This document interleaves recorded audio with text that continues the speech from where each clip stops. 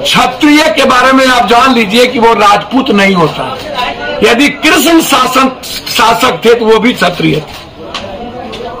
माधव और सिंधिया का परिवार शासन था तो वो भी क्षत्रिय थे। क्षत्रिय का मतलब राजपूत नहीं है। इस देश में लगभग जितने राजा बने, यदि आप ऊंची जात की बात करेंगे, राजपूत भूमिहार के राजा तो कभी बने नहीं, थे नहीं। ब्राह्मण राजाओं घराने में मंत्रिमंडल का काम किया, शासन नहीं किया। पहले जानिए,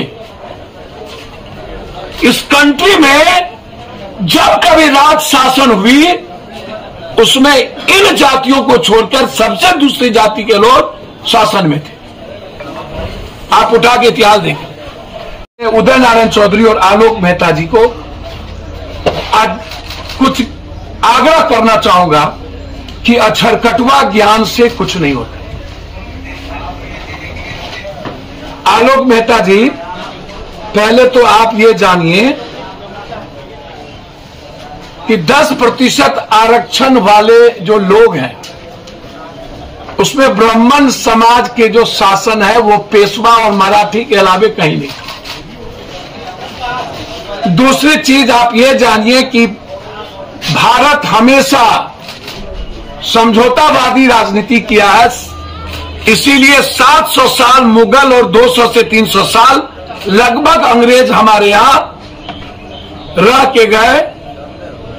जो भी शासन राजा थे, 1 से 2% को छोड़ के लगभग सभी ने, उस वक्त कूटनीति कहा गया, सभी ने समझौता करके ही अपने शासन को बचाया। उसमें कोई ऊंची जात, भारत को जोड़ने का प्रयास किया एक एक आदमी को, बिना हर जाति, धर्म और मजहब, बिना हर रंग और भाषा को जोड़े और बिना नीचे को सम्मान दिए आप भारत को नहीं बना सकते। भाजपा और आप में फर्क क्या है? भाजपा मियां को गाली देता है, हिंदू मियां करता है। इसकी औकात नहीं है चाइना को चैलेंज करने की, इसकी औकात नहीं है रूस और अमेरिका की बात करने की। मैं इतिहास आज बताना चाहता हूं, 200 साल पहले गोरा काला का झगड़ा था अमेरिका में। काले को पट्टी बांध के रखा जाता था, और जब ये शब्द अमेरिका के बड़ी डेमोक्रेसी में कदम हुई, एक बार भी गोरा काला का सवाल नहीं हुआ।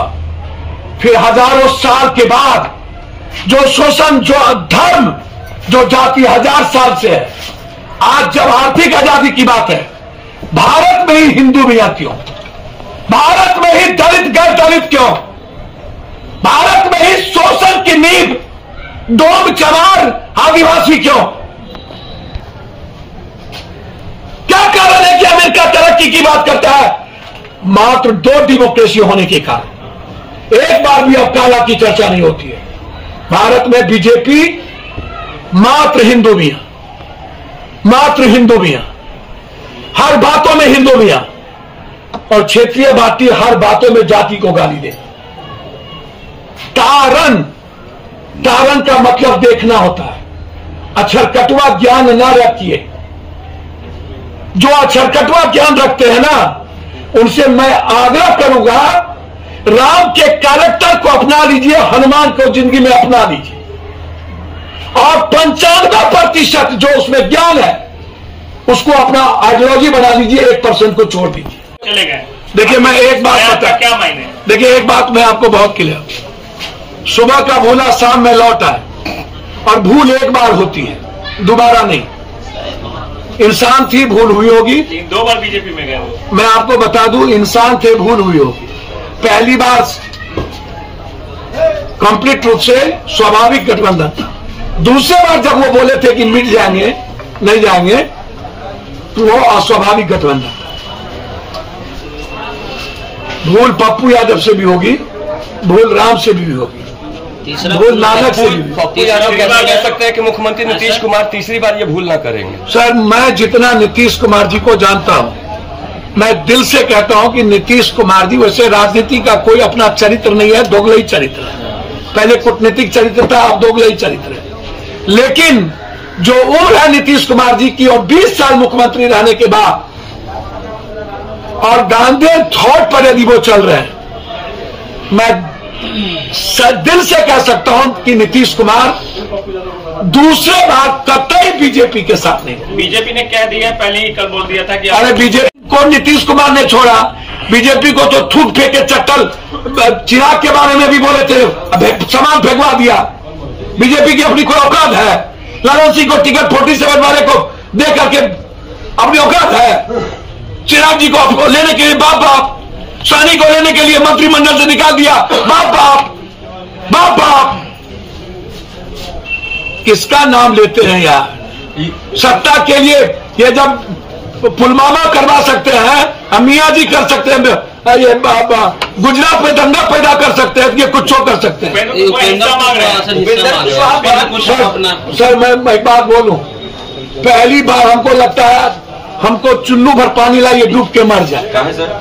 बेटा कसम, बाप कसम, बीवी कसम कहियो देखिए राजनीति में खाते, अम्मा कसम। अरे उपेंद्र जी, यदि हिस्सा मांगना हो ना तो बिहार के गरीबों को के लिए लड़िए ना। कौन राजनीति में हिस्सेदारी आज तक होती है? और बेटा सौगन, इतना गिरा हुआ कैरेक्टर कोई हुआ है आज तक?